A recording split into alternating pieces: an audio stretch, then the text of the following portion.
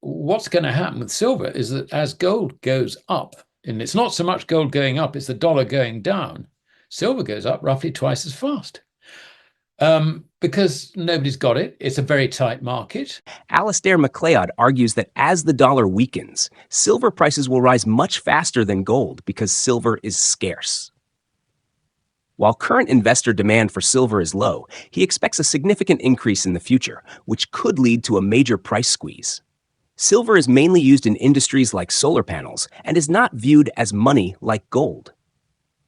With limited supply and hedge funds concerned about the falling dollar, the stage is set for a historic surge in silver demand. Investors are likely to move away from the dollar and credit, seeking safety in real money like gold and silver. So, I would say that the investor demand for silver has actually been extremely low, not just in this country, but also elsewhere. We've had India has upped its imports hugely. Why? Because they're making solar panels. They're trying to compete with China. This isn't investor demand. The investors haven't really got in there yet. The idea that investors buy silver, if this was really true, it would be more priced as money than it is at the moment. It's just purely priced as an industrial metal.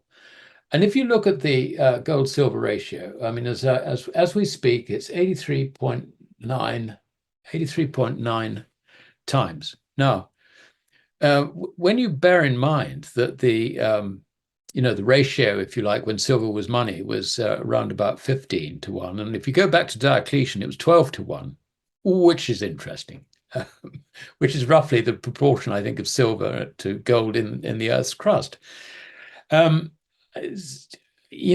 Basically, what's going to happen with silver is that as gold goes up, and it's not so much gold going up, it's the dollar going down, silver goes up roughly twice as fast. Because nobody's got it. It's a very tight market. The bullion banks are getting squeezed, something horrible. They are not quite as squeezed as much as they are in terms of the total market as they are in the gold contract, because in the gold contract, the mines aren't really hedging their position. Mine management, which actually has stuff which comes out, and they've got enough cash flow in order to pay the wages and all the other expenses. They're not going into the market and hedging the gold price.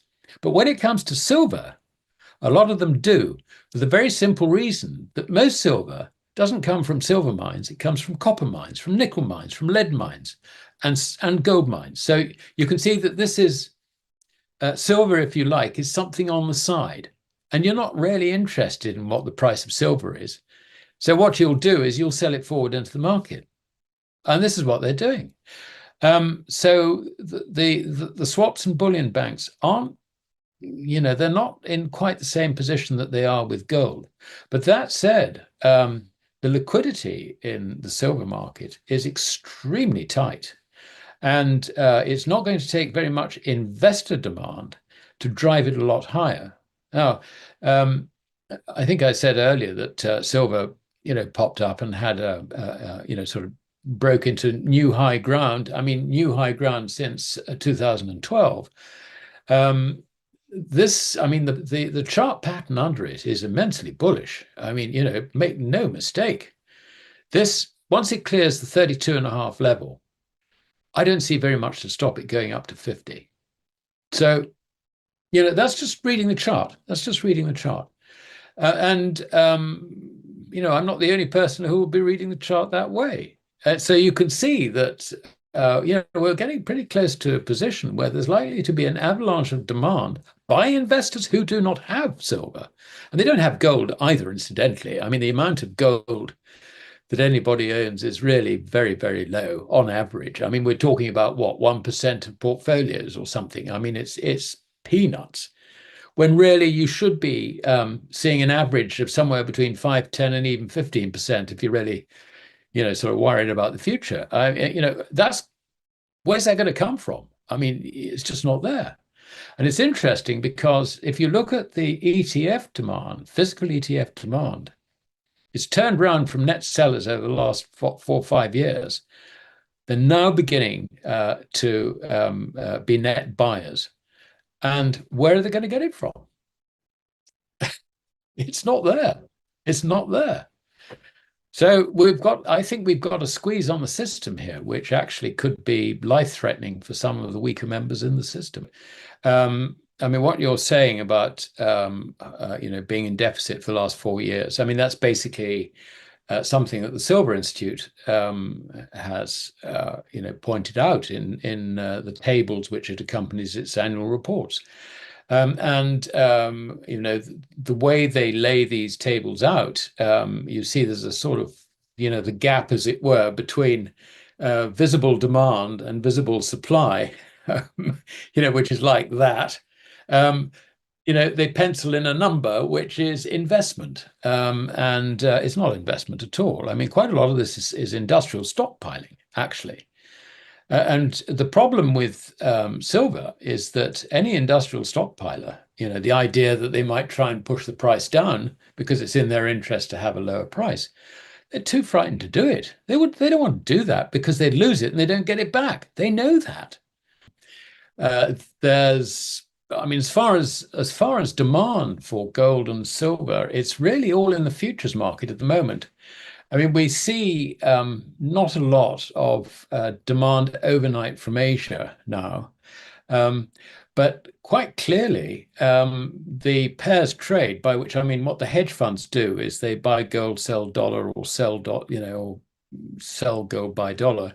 They never take delivery. They're just literally out of one, in the other, and then they reverse it.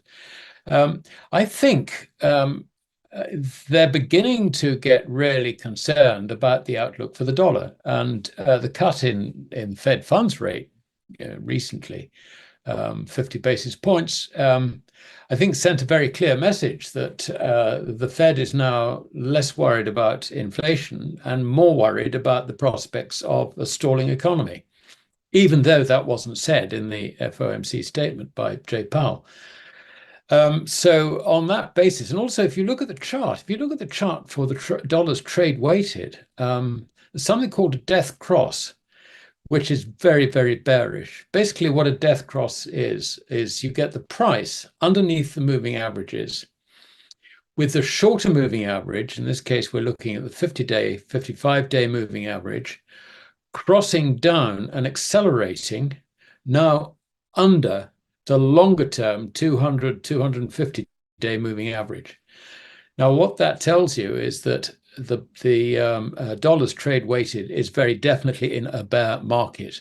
And I think when the 100 figure, I mean, at the moment it's at 100.5 or something, when that 100 figure gets broken, I think all hell's going to get loose.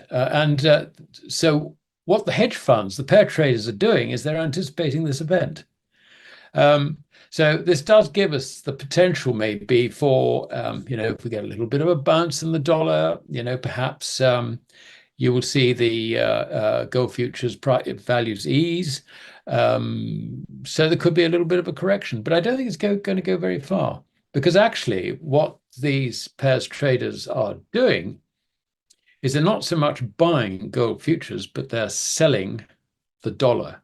Now, this is a very, very important distinction. That's what they have in mind. They don't want to have the dollar. They think the dollar is going down. And, they can go and buy sterling. They can get, which they have been. I mean, sterling's been pushed up to 134-ish, something like that. They can buy the euro, they can buy the yen. And the yen's had a good little run today, which has undermined the Japanese stock market. But the principal thing, because all those currencies have the same problem as the dollar at the end of the day. So the principal way out of the dollar actually is to just get the hell out of credit, which is what the dollar is, and go into real money, which is what gold is.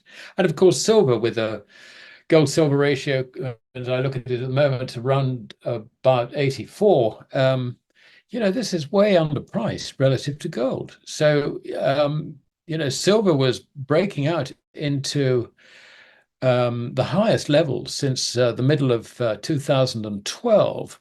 this yesterday. It breached the 32.5 level. I mean, it's drifted back today, but do we take this seriously? I mean, basically, ahead of the weekend, there are always people who don't want to have open positions over the weekend. So, if you're short dollar, long gold, you've got a profit. What you do is you take your profit and you say, right, Monday's another day. And consequently, we've got gold, which has been as high as 26.85, I think. It's now drifted back to a little bit under 26.50. Silver from that peak, it got up to 32.70, I think, and we're currently 31.51. I mean, this is ahead of the weekend markdown, if you like, and perfectly normal, nothing to worry about. So that's roughly where we are. I think it's, the key points are that the demand at the moment isn't so much from the Far East or Asia. I mean, they're still taking out physical when they can. But I think the price drivers have really been the hedge funds who have woken up to the Fed's dilemma. And the Fed has chosen to, try and deal with prospects for a falling stock market, a declining economy, rather than tackling inflation. Inflation has not gone away. That is going to continue to be a big problem. I mean, first of all, I just want to correct what happened in the great financial crisis is that everybody went for safety. Now, in those days, safety wasn't gold. Safety was the dollar. And the result was that gold fell from over $1,000 an ounce down to, I think, something like 680, really quite quickly. But, once that initial shock had passed, gold started powering up, and it was hitting new highs for the next 2 years and ran up to a high of 1924, something like that. I think that was September 2011. So this is fundamentally different. Now, you're right. We don't have a visible crisis at the moment, but there are a number of things in the background which, just because it hasn't sort of hit the headlines, we are aware that there are problems. We look at the central bank's balance sheets. They're heavily into negative equity. We look at the situation for the commercial banks. They are highly leveraged and therefore vulnerable to any shock. We have inflation is a continuing problem. And if you look at the budget deficits, and particularly if we get a downturn in the economy, they're just going to run away. I mean, and that is the source of inflation. Another source of inflation, of course, is excess consumer spending. And if you look at what the consumers are doing, they've tapped out their savings and, they've increased their credit card debt. So basically, everything is still driving prices higher, even though the economy is in, if you like, not very good shape. So overall, on that side of things don't look that smart. And then if we go internationally, you can see that the dollar has a problem because the Chinese and the Japanese are no longer buying US Treasury debt. The Chinese in particular are doing what I've just said the hedge funds are now doing in America. They've been selling dollars. And guess what? They've been buying gold. And so have the Chinese citizens. So have the Indian citizens. Now, I think that's died down a little bit now.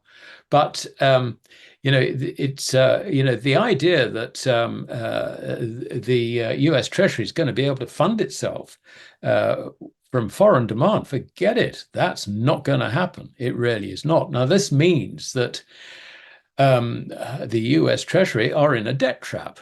And we can see this. So, okay, we don't actually have a visible, sort of huge, great Lehman moment, but we can see that there are these problems. So that's roughly where we are. I mean, there are all these huge, great problems. We know the problems are there. We know that the foreigners are no longer buying US treasuries. And perhaps while foreigners understand that the US government is in a debt trap from which there is really no escape other than really slashing government spending way down. I mean, surplus immediately next year. That's the only way out of this. On that basis, I think it's not just foreigners. I think some of the institutions, some of the investing institutions, hedge funds, and so on and so forth in America are actually getting worried about this funding problem. They can see it. I mean, they've been reading my stuff, I'm sure, and others, not just me, but um, and indeed, I mean, these guys are not idiots. They play the markets and all the rest of it, and they may be Keynesian and they're all into macro this and all, but actually they're not stupid. So, what we're going to see, I think, is a growing realization in the investment establishment in America that America has got a problem. And it's not just the foreigners looking at it, it's America, American institutions seeing this as well. So who needs a crisis? This will generate a crisis. Of that, I'm absolutely certain. And to an extent, if you're running, funds in America, you'll be looking at this and thinking, well, we got to de-risk our portfolios. So what do? Get out of credit.